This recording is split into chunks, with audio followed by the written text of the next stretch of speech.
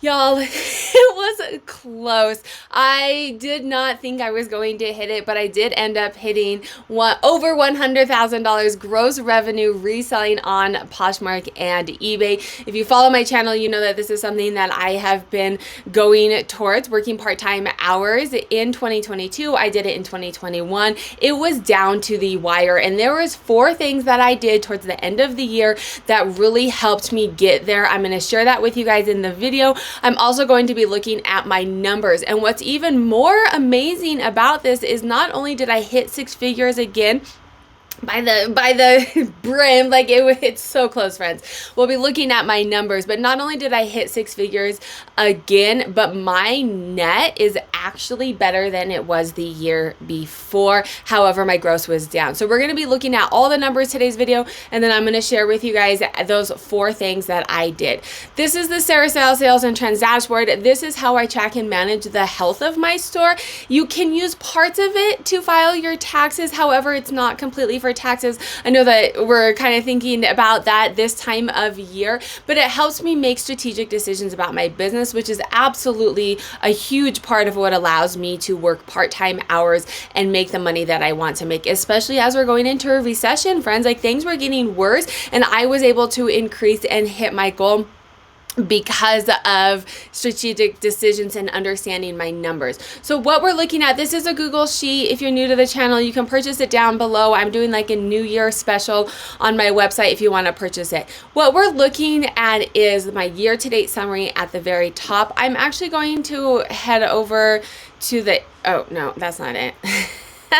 That I'm gonna head over here to the inventory because this has the cost of goods on it as well, because we're going to talk about the cost of goods in a minute. So you can see here on my gross revenue for the whole year, it's at 97748. And the reason for this is I take returns out of this spreadsheet because they're for sale again, right? So I want to track them because they're for sale again on eBay and Poshmark. However, a gross number does include your returns. It is your very, very, very top number. So if you include my returns, it's going to go up slightly because, right, like they go through the end of the year. My returns are going to kind of mess around a little bit. I will be doing a how much money I made video that goes through my complete profit and loss statement. So if you want to know returns and shipping and fees and expenses and taxes, what I make at the very end of the day from this number, make sure to subscribe so you can check out that video once all my numbers are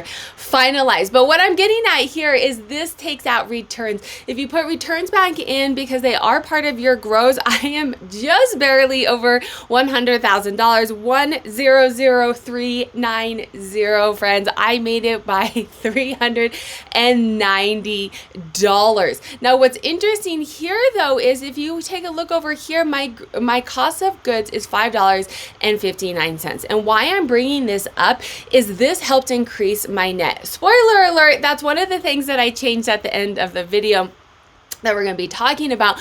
But this was a strategic decision that I made going into 2012. If you follow my channel, you've heard me talk about this. I got out of liquidation. In 2021, things were different. I was having to liquidate. I had children at home. I was remote teaching. I couldn't be sourcing. It is what it is. But my cost of goods on average for 2021 was roughly $8 to $9. I worked very hard in 2022 to lower my cost of goods. And in doing this, friends, we're getting right into the 4 things right now because this is the first thing. In lowering my cost of goods, it actually helped me increase my net, which also, moving into the recession, even if I didn't hit that gross number, I'm still taking home more money because my cost of goods is lower. So just to give you guys a breakdown of the numbers real quick, in 2021, I was at 107,000 gross revenue, right? So 7,000 gross revenue more. However, because my cost of goods was higher, my net was 80,220. Now the net isn't that much difference here, but keep in mind, I was $10,000 higher in 2021 in gross, and my net in 2021 was 80,220. My net, lower cost of goods, lower sales, lower gross. However, my net was 80,481. Now we're talking $200 difference here, friends. I made $200 more in my net, but I was down $10,000, right? So making strategic decisions about your business, this is one of the biggest things that I did in 2022 that allowed me to make more money. It didn't necessarily help with my gross. So the next three things that really helped get my gross up there, but this allowed me to take home more money. And I am going to be leaning heavy into some of these strategies for this year as we're going into recession, as things are looking kind of iffy. I'm moving some of the numbers that are going to impact my net, not necessarily working on increasing my gross. I'm telling you guys this, but I'm also telling this for myself. These are kind of my goals for the year. I'm not increasing my gross. I am at the point where I'm comfortable-ish with, like, I always want more money, right? You always want to increase your business a little bit and make it the best that it can be. I'm not in growth mode though. I don't have more storage space. I don't want to go somewhere else to a storage facility. I don't want to spend more time reselling. I want to focus on the other aspects of my business. I really enjoy teaching you how to resell and offering different tools that you can use, offering different mentorships that you guys can purchase or that I can offer, and I want to lean more into that and maintain my reselling. In doing this, to stay making the same amount of money as things are going down, I'm going to be leaning into my cost of goods. I'm going to be looking at my shipping. I'm going to be looking at my fees, looking at all, and I'll show this to you guys, the platinum. Do I have it up? I don't have it up. So I recently came out with the platinum formula for resellers. I'll link a video up here of how it goes into it, but it looks at all of the different variables that impact your selling, and it will help me figure out how to increase my net while my gross is staying the same. Long-winded, that was a little bit of my goal thrown in there too, so I hope you guys appreciate it. Let me know down below what your goals are for the year. But let's get into the last three things that I did in 2022 to help me get there, friends. It was rough. Let me show you, because I want you guys to look at what, if you don't follow my channel, you're not completely sure what I've been talking about. So this is also part of the Sarah Style Sales and Trends dashboard. Let's make sure I showed it to you. Yes, this is also part of the Sarah Style Sales and Trends dashboard. The dark blue colors are 2020. Let me look at this. We're in 2023. So the dark blue colors are 2022 compared to 2021 numbers, right? So you can see here, my blue is down. In January, so at the beginning of 2022, it was up. My gross revenue was up, kind of stable here. But for the most part, this is huge, way down. And I got to the point where I was like, this is way down. If I'm going to hit my goal, if I'm going to get to that $100,000 gross revenue, I not only have to make up this gap, I have to hit my regular goal. So the things that I did to get in there at the very end of the year: sell similar, friends. This is something that I had been doing on Poshmark, ending items and relisting them on eBay. I couldn't get a definitive answer on whether you should do it or not, and so I just chose not to do it. So I had items in my store that had been there for 3 years, and I'll link a video up here getting a lot more in depth into sell similar, how to do it, how to check your data, how to look at your analytics and see if it works for you. But essentially what it came down to for me is, I went to eBay Open. I spoke at eBay Open. I went out to the headquarters and was able to talk with some people and came back and was like, I'm going to try this strategy. And in this video, I try the strategy and show you the analytics. But what it does is sell similar ends the item completely, and it lists it as a completely new item. And when you have a new item listed, eBay, Google have no idea what it is, and so they are putting it in a bunch of different places to try and get it exposure. They want it sold, they want it clicked. That's the purpose of the algorithm.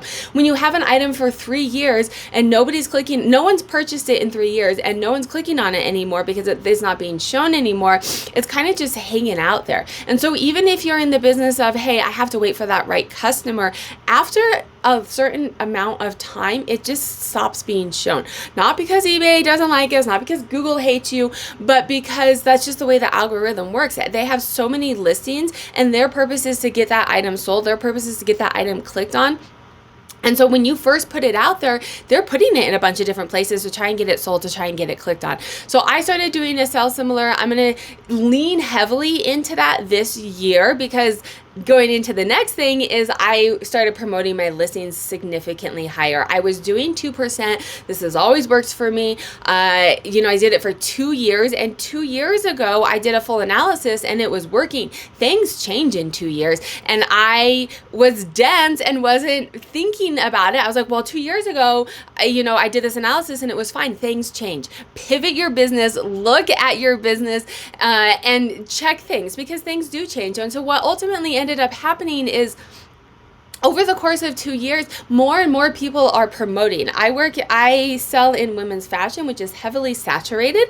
2 years ago, I don't think that many people were promoting. So 2% was fine. Well, if you're in a heavily saturated marketplace and everyone now is promoting their listings at 10%, and I'm only promoting mine at 2%, I'm lower than the competition. I need to be shown higher than the competition and do everything better than the competition. So I started messing around with doing some promoted listings, doing some really high promoted listings, just to kind of see what happened.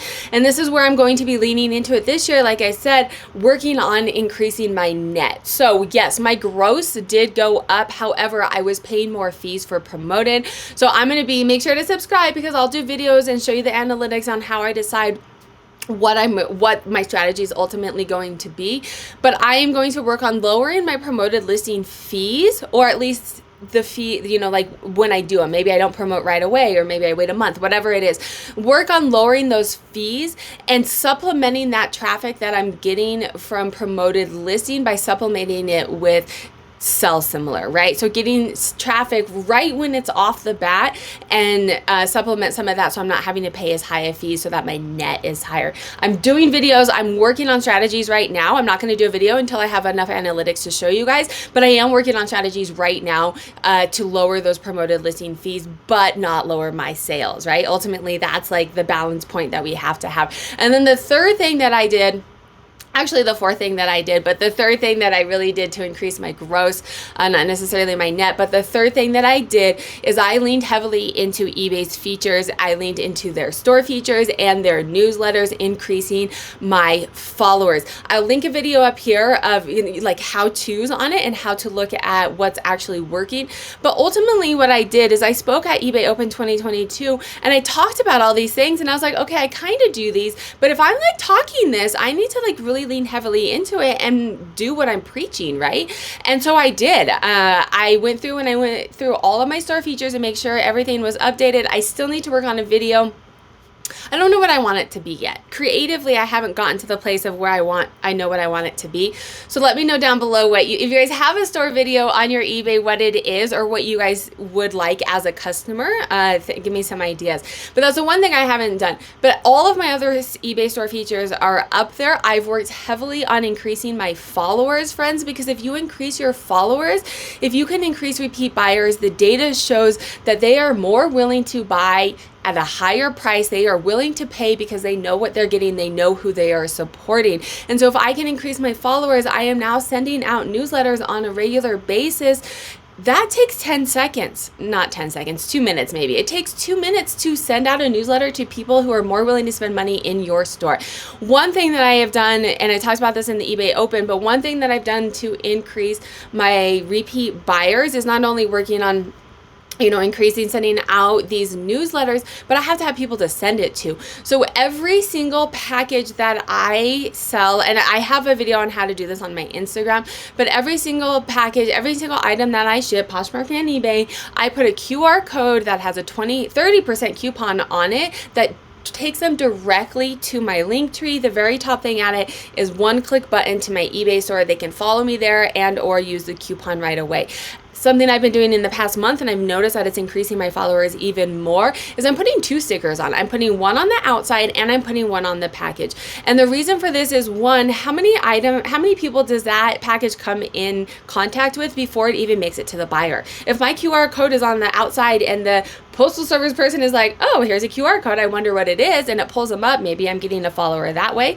No harm if I'm not. And then also, the more people see things, the more willing they are to click on them. If they see it once, they open the package, they're like, oh, I like this, and they've already ripped the QR code, they may not be able to come back to me. If they see it on the outside of the package, they see it on the inside of the package, or maybe they see it on the outside, but then they don't see it on the inside. It's just giving them more opportunity to be able to go directly to my store. And I've noticed since I've been putting it in two places, it is increasing my traffic. The other thing I'm going to be doing this year is continuing with that. My stickers are white right now. So I have one more roll. I don't want to be spending money I don't have to, but I have one more roll. And once I get a new roll, I am going to purchase maybe like bright yellow. You know, pink's my color, but I don't know if it's as catchy. Let me know what color stickers you guys think that I should be purchasing. If you like this video, YouTube also thinks you'd like this video. I will link a playlist down here of how to make money reselling, and then make sure to hit that subscribe button and join my memberships to support my content and or to get more mentorship and discounts on products.